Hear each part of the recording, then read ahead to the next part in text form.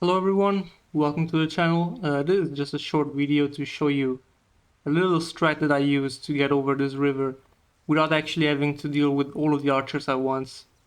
I'm recording this on the public version of the Sigma 2 Black mod, but the strat is identical to Ninja Gaiden 2 Vanilla, so I'm just gonna share it. Usually you wanna spawn the archers first.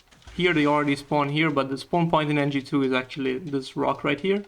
So once you've spawned them, you want to head back over the bridge and make sure you have at least one key slot, one Nimpo, because you want to use Inferno. So once you get here, you open the gate and you stand in this corner for a few seconds so that the archers will actually group up for you to get more than one with a single fireball.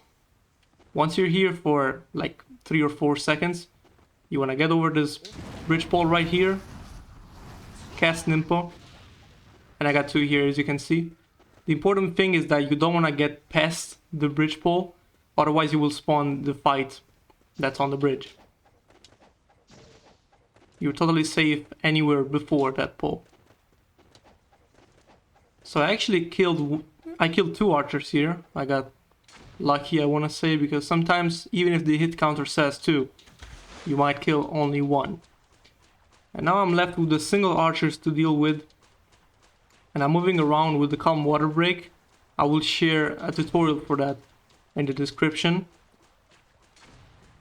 And yeah, it's pretty easy.